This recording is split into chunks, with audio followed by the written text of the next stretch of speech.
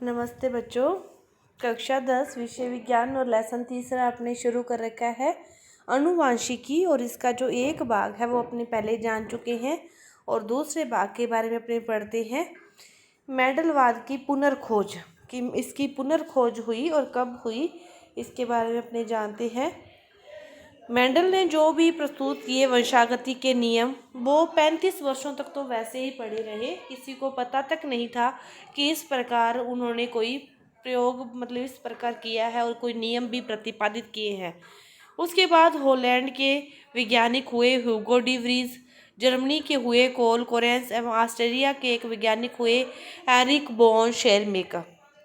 Holland के Hugo de Vries, Germany के कौन थे? कोल कोरेंस थे, और ऑस्ट्रेलिया के एरिक बोन शेरमक। इन्होंने क्या किया? उन नियमों पर, जिस नियमों को एक व्यक्ति ने, सोचो आप, मेंडल ने अकेलों ने वो नियम प्रतिपादित किए थे, लेकिन उनका जो पुनर्खोज हुई, उन पर जो पुनः प्रयोग हुए, अलग से जो कार्य हुए, वो 3 व्यक्तियों ने बांट के किए अलग अलग कार्य, कि तू इतने पर कर, तू इतने पर कर, और मैं ये करता हूँ। इस प्रकार पृथक पृथक रूप से कार्य किए, और 1900 में, कब? 1900 में मेंडल के नियमों की पुनः खोज हुई, तब तक उनकी मृत्यु भी हो चुकी थी। तो ये है मेंडल के नियमों की 35 वर्षों के बाद ये आई। इसके बाद देखो अनुवांशिकी शब्दावली है, उसमें अनुवांशिकी शब्दावली का कई जो परिभाषाएं हैं, इन कई चीज़ों के बारे में है। सबसे पहले है जीन। जीन, जिसके बारे में मेंडल ने तो इसको नाम दिया था कारक। मेंडल ने तो इसको कारक नाम दिया था, लेकिन जॉनसन ने जीन नाम दिया। जीन क्या है? यह एक वह कारक है जो किसी भी एक लक्षण को नियंत्रित करता है। किसी भी एक लक्षण को नियंत्रित करता है, चाहे लंबाई, चाहे किसी भी एक चीज़ को ले लो, उसको ये नियंत्रित करता है।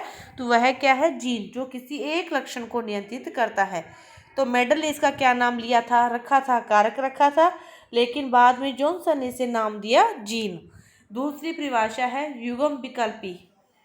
किसी भी एक लक्षण को नियंत्रित करने वाले जीन हैं, उनके कोई भी 2 प्रयासी स्वरूपों को युग्म विकल्पी कहते हैं। कि कोई भी एक लक्षण के 2 अलग से स्वरूप हो गए, अपनी लंबाई ले रहे हैं, कोई शुद्ध लंबा है, कोई शुद्ध बौना है। इस प्रकार शुद्ध लंबे को जैसे टी से और शुद्ध बौनेपन को जैसे स्मॉल टी से रिप्रेजेंट करते हैं, तो एक ही चीज़ लंबाई है दोनों, एक शुद्ध लंबा है, एक शुद्ध बौना है, तो इनको इकट्ठे रूप में क्या कहते हैं? युग्म विकल्पी कहते हैं। इन्हें क्या कहते हैं? युग्म विकल्पी कहते हैं। इसके बाद देखो समयुग्मनजी।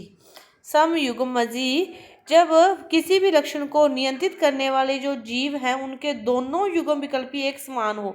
अपने भी किया युग्म विकल्पी, जिसमें एक ही जीन के 2 लक्षण हो। अपने ले लिया लंबाई, शुद्ध लंबा ले लिया, और शुद्ध बौना ले लिया। ये तो हो गए युग्म विकल्पी, कि एक ही चीज को कंबाइंड रूप से व्यक्त करना। अब जैसे कि नाम से स्पष्ट है, समयुग्मन जी की लंबाई शुद्ध लंबा है तो दूसरा भी शुद्ध लंबा है, दोनों समान है। एक शुद्ध बौना है तो दूसरा भी क्या है? शुद्ध बौना है। ये भी दोनों क्या हो गए? समान है। तो ये क्या है? समयुग्मन जी, की दोनों ही क्या है? समान हो। इसके बाद विषम युग्मन जी, कि एक तो यदि लंबा है तो दूसरा बौना है, कि दोनों क्या है? अलग अलग हैं। तो ये क्या हो गए?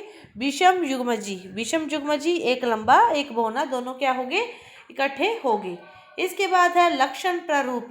किसी भी सजीव की बाह्य प्रतीति को क्या कहते हैं? लक्षण प्ररूप कहते हैं। कि बाहर से देखने पर ही उसके लक्षणों के बारे में पता चल जाए कि वो कैसा है, उसे क्या कहते हैं? लक्षण प्ररूप। कि वो लंबा है, देखने से पता चलता है ना, वो बौना है, ये भी देखने से पता चलता है।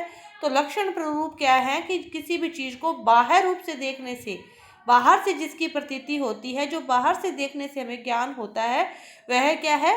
लक्षण प्ररूप। उसके बाद आता है जीन प्ररूप।